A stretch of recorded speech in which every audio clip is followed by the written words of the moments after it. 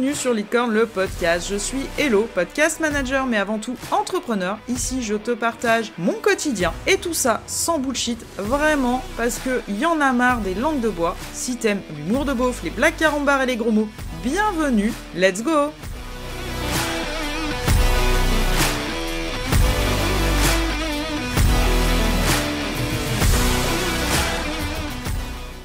Et bienvenue dans ce tout nouvel épisode. C'est un épisode que je retourne. Pourquoi ? Parce que je l'ai tourné il y a quelques semaines pendant ma pause forcée due à mon matériel défaillant. Et j'avoue que là, depuis le 1er janvier, et en tout cas depuis la reprise de la plupart des entrepreneurs, donc la deuxième semaine, à partir du 6 janvier par là, je vois passer des trucs là sur Insta qui commencent sérieusement à me gaver. Et cet épisode va concerner ce que moi j'appelle les vendeurs de rêves, les putains de vendeurs de rêves là. Donc qu'est-ce que j'appelle un vendeur de rêve ? C'est quelqu'un qui te prône les 10K en 30 jours. C'est quelqu'un qui te prône si tu investis chez cette personne, toute ta vie va changer et en tout cas tu deviendras riche en l'espace de très peu de temps. Et c'est aussi récemment toutes les personnes qui reviennent en force du marketing digital avec leur fameux e-book fait par ChatGPT en 10 minutes que tu vends à X euros et qui te permettra de devenir riche en 30 jours. Les gars, alors je dis les gars, c'est une expression, parce que figure-toi que moi, de ce que je vois passer, la plupart des comptes qui prônent ces fameux putains d'e-books là, c'est des femmes. C'est bien, c'est très très bien, mais il va peut-être falloir arrêter d'arnaquer les gens. Honnêtement, je ne dis pas qu'on peut pas devenir riche en vendant des produits digitaux. Je ne dis pas qu'on ne peut pas vivre de son activité en vendant des formations en ligne et tout ça. C'est pas ça, ok ? Par contre, vos fausses promesses, là, commencent à me fatiguer l'esprit. Mais vraiment. Pourquoi ? Parce que ouais, ça a l'air facile. Donc en fait, je suppose, parce que j'ai pas été fouillé plus loin, mais c'est peut-être un tort, mais je suppose que, en tout cas, ces personnes qui vendent cette fameuse méthode à la ChatGPT, en fait, qu'est-ce qu'ils font ? C'est eux te vendent un e-book pour t'apprendre à vendre un e-book. Que toi, tu vas apprendre à d'autres à vendre des e-books qui, eux, vont apprendre à d'autres à faire des e-books avec ChatGPT. Mais putain, restez chez vous. Restez chez vous, parce que parmi ces vendeurs de rêves, donc là, ton e-book à 47 euros, tu prends pas trop de risques. Voilà, t'as perdu 47 balles. C'est pas le bout du monde.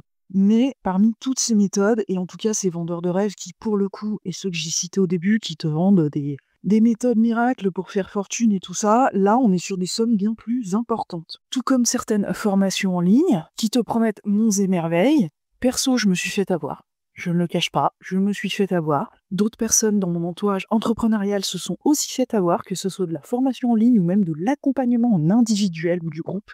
Et c'est pas impossible que je me refasse avoir quand même, malgré le fait qu'aujourd'hui j'ai un peu plus l'esprit critique sur ces choses-là. Et l'épisode, en fait, il est là. Il est là pour t'avertir en fait sur ces pratiques. Je vais te donner des exemples très concrets qui sont les miens, parce qu'il est hors de question que je te donne des exemples qui m'ont été confiés par d'autres personnes sans leur accord. J'ai déjà évoqué, moi, la formation que j'avais suivie pour être assistante virtuelle, où clairement j'ai expliqué dans cet épisode dans lequel j'en parle que, au vu du prix, je trouvais que le contenu était quand même léger et en tout cas, j'ai pas plus appris. J'ai appris bien plus en accompagnant mes clients que avec cette formation. Qu'il y avait avec une promesse de trouver des clients facilement, puisque la personne, en tout cas la formatrice, avait un pool de clients potentiels pour les personnes qui achetaient sa formation. Oui, elle m'a ramené une cliente, elle m'a recommandé à quelqu'un, et je l'ai remerciée pour ça d'ailleurs, mais c'est tout. En discutant un petit peu avec les autres nanas qui étaient, parce qu'on était majoritairement des femmes, les autres nanas qui étaient dans cette formation, malheureusement, elles n'ont pas eu cette chance-là. Et était promis avec une immense communauté dans laquelle tu pouvais trouver de l'aide, dans laquelle tu pouvais demander des feedbacks sur ton travail, et dans laquelle étaient donc intégralement recensées, ou en tout cas potentiellement présentes, toutes les personnes qui avaient acheté cette formation. On nous promettait, et ça c'était sur la page de vente, on nous promettait des groupes de travail pour travailler ensemble, pour apprendre ensemble, sous-entendu avec la formatrice qui passerait quand même la tête dans l'histoire, Eh ben jamais. Elle a complètement arrêté cette formation par la suite pour se consacrer à autre chose, alors qu'elle promettait une formation dispo à vie. Donc ça aussi, quand on te promet une formation dispo à vie, m'en veux pas. Mais par exemple, ma formation est hébergée également sur une plateforme. Si demain, il m'arrive quoi que ce soit, que je ne suis plus en capacité de maintenir la plateforme, de la payer, de quoi que ce soit, je suis désolée, mais t'as plus ta formation. Et c'est la réalité de la vie. Ça aussi, c'est des choses que j'ai connues avec d'autres clients qui avaient monté des formations à une époque et qui, pour une raison ou une autre, ils ont arrêté et c'était leur choix, ils ont prévenu les gens et certaines des personnes se sont retournées contre mes clients en disant « mais la formation était censée être dispo à vie ». Donc, si jamais tu dois arrêter une formation, fais en sorte, petit conseil, moi perso, j'ai fait en sorte, je tire les leçons des autres, j'ai fait en sorte d'avoir un backup et de pouvoir refournir, même si c'est pas hébergé sur une jolie plateforme bien propre, tout ça, de pouvoir refournir l'ensemble des vidéos et des PDF qui sont fournis dans ma formation. Donc ça, c'était pour cette formation. Je ne compte pas, le nombre de bundles. Alors, heureusement que je ne les ai pas tous achetés, mais le nombre de bundles que j'ai vu passer avec 10-15 formations, j'en ai acheté un une fois. Voilà, j'ai investi 187 €, tu te dis 187 balles pour 10 formations en ligne, c'est rien. Ouais, effectivement, c'est rien. Sauf qu'au milieu de tout ça, je me suis retrouvée avec des formations moyennement qualitatives, notamment des formations sur le podcast. Sérieux, je suis retournée dessus, mais je ne dis pas que ma formation est absolument la meilleure sur le marché, que je suis parfaite et tout ça. Mais j'ai quand même porté attention au fait de fournir le maximum de choses pour que les personnes puissent apprendre à faire leur podcast seules. Les formations qui m'avaient été fournies, qui est au nombre de 2, dans ce bundle, il y en avait une spécifique pour les interviews, ça remplit le contrat, et une autre qui était sur un lancement de podcast. Cette formation, c'est des templates Notion avec des checklists, avec bien sûr des tips, tout ça, quelques vidéos. Par contre, il n'y a aucune vidéo qui t'apprend comment utiliser le logiciel, on te dit juste, prends Audacity et démerde-toi. Voilà. Je suis désolée, oui, un podcast, ça a besoin d'être structuré de base, mais il y a aussi une partie technique. Même si on apprend tous les jours, et tu vois, perso, je continue à apprendre aussi, mais t'as quand même besoin du b.a-ba du truc, quoi. Et après, tu as les accompagnements individuels, donc qui se vendent la plupart du temps à prix d'or, avec un discours qui est sensiblement celui-ci, et là, je vais peut-être exagérer, mais on est dedans quand même, c'est si t'investis pas les 3000 balles chez moi, t'as raté ta vie d'entrepreneur.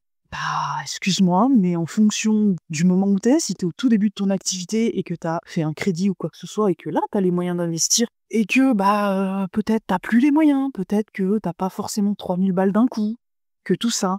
Et c'est des personnes qui vont te culpabiliser, qui vont clairement te culpabiliser en te disant non, mais il faut investir. Si t'investis pas, t'es qu'une merde. Ils le disent pas comme ça, mais ils te le font largement comprendre. Tous ces discours-là et toutes ces belles promesses qui te promettent, mais franchement, de nous émerder, j'en vois passer tous les jours. Et là, ce qui me fout hors de moi et pourquoi je retourne cet épisode, c'est ce putain d'e-book. Je l'avoue, c'est ce putain d'e-book. Le truc avait popé comme ça l'année dernière, alors je ne saurais pas trop dire quand, mais bien dans l'été, tu vois, juste avant l'été, la rentrée et tout. C'était le truc à faire de créer un e-book, tu vendais 47 €, t'en vendais X par jour, soit X par mois, et qui te faisait à la fin tes 3000 balles dont t'as besoin. Voilà, moins les charges sociales et tout ça, bien sûr, on pense bien à... N'oublie pas l'URSSAF, eux ils t'oublieront pas. Mais ce truc-là avait plus ou moins été débunké par pas mal d'entrepreneurs qui avaient vraiment pignon sur rue, qui sont connus, et cette histoire s'était un peu arrêtée. Donc ça, c'était cool.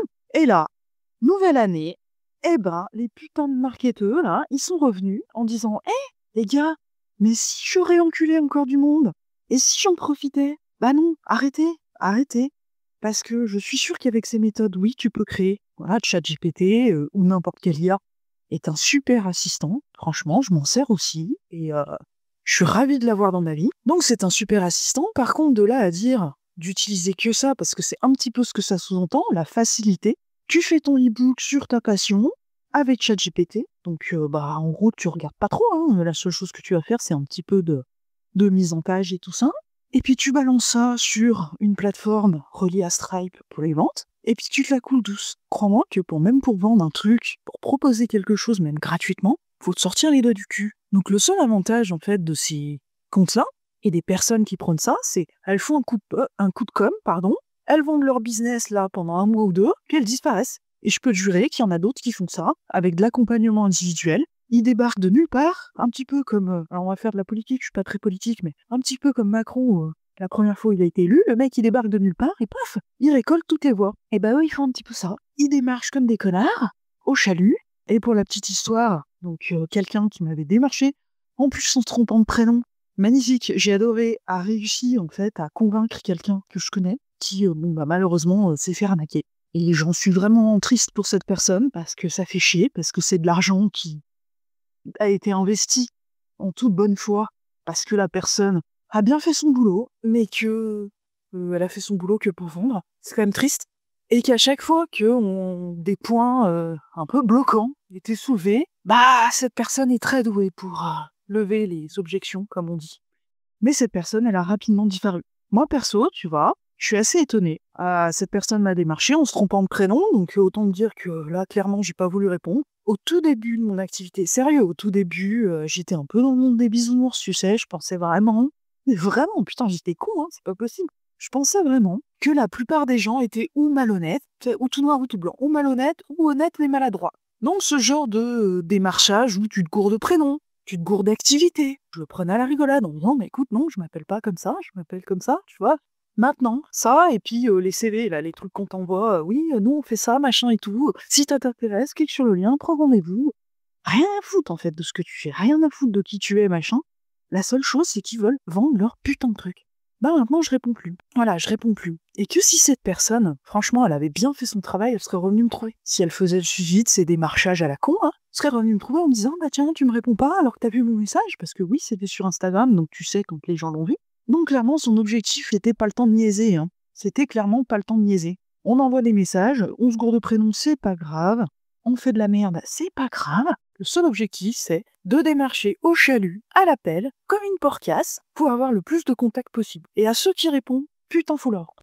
Il faut leur vendre. Et on les lâche pas. Parce que ça aussi, c'est une bonne technique. Si on te lâche pas. Je vais te donner un autre exemple. Et là, franchement, ça m'a déçu de quelqu'un. C'est une personne que je connais, en qui j'avais toute confiance, qui me propose un super plan de la mort qu'elle a vérifié, qui est au top du top, savoir si on peut se prendre un petit moment ensemble, une demi-heure de rendez-vous pour que la personne puisse me présenter le projet.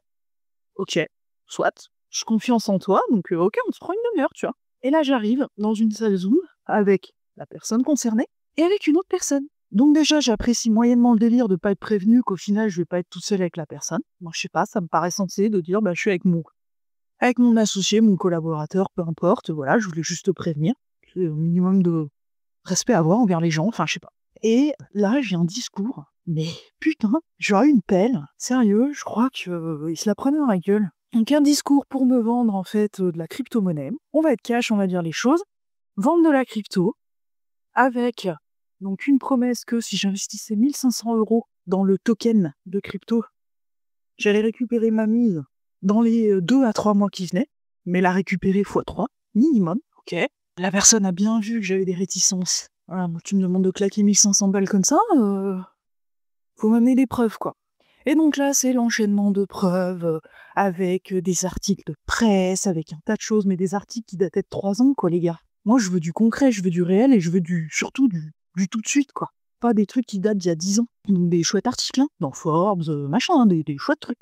Et donc, j'ai continué à dire, non. Et là, parce que c'était un mec, commence à me dire que de toute manière, les entrepreneurs, et je te cite ces mots, les entrepreneurs, tous ces coachs, ces formateurs en ligne crèvent la dalle, qui sont tous cons de pas vouloir investir dans les crypto-monnaies parce que si les riches investissent, c'est bien qu'il y a une raison, que lui, de toute manière, il ne comprend pas comment ça fonctionne, mais si les riches investissent, lui, il investit. Et donc, indirectement, si moi je n'investissais pas, je suis conne. Et là, il m'a pris de haut, en me donnant des exemples, tu vois, t'as une voiture, t'as un moteur dedans. Oui, pour qu'elle avance, vaut mieux, quoi. Ouais, de toute façon, tu sais pas comment il fonctionne ton moteur. Donc, cherche pas, tu sais pas. Et plein d'exemples comme ça. T'as un micron, ouais, tu sais pas comment il fonctionne. Allez, de toute façon, cherche pas, tu sais pas. Et je pouvais pas en placer une. Et à la fin, je lui ai quand même dit, non, merci. Par contre, tes méthodes de vente, elles sont à chier. Je lui dis ce truc ultra poussif. Parce que, dans l'histoire, il m'a quand même dit, écoute, paye pas ton loyer pendant 3 mois. Comme ça, tu peux investir les 1500 balles et tu rendras même les arriérés de ton loyer avec les intérêts. Non mais t'es malade, mec. T'es malade. Donc aujourd'hui, je suis un petit peu en colère, je pense que ça s'entend. Parce que ça commence à bien faire, parce que oui, on peut se faire de l'argent en ligne, mais putain, s'il vous plaît, faites-le éthiquement. Soyez honnête avec les gens, arrêtez de promettre, et je t'avertis là-dessus, ne crois pas aveuglément. Voilà, c'est ce qu'on appelle le syndrome de l'objet brillant, il te le faut absolument, parce que tu vois passer la pub, parce que tu vois passer ce truc. Développe ton esprit critique, ne crois pas aveuglément ce que les gens te disent. Cherche des preuves, des putains de preuves, des recommandations. Entre en contact avec la personne, demande-lui des preuves, fais tes recherches, mais ne crois pas tout ça. Et si, au cas où, un ou une de ces vendeurs de rêves est en train de m'écouter là tout de suite, je ne sais pas comment vous faites pour vous regarder dans une glace. Je te remercie d'avoir écouté cet épisode jusqu'au bout. N'hésite pas à partager la chaîne si ça te plaît, à t'abonner, à mettre un 5 étoiles. Je t'attends dans les commentaires pour réagir à cet épisode. Est-ce que toi, tu t'es déjà fait avoir ? En général, pas dire qu'on se fait tout savoir une fois, mais presque. Je vais te souhaiter une belle journée, une belle soirée en fonction de l'heure à laquelle tu vas m'écouter. Et je te dis à bientôt.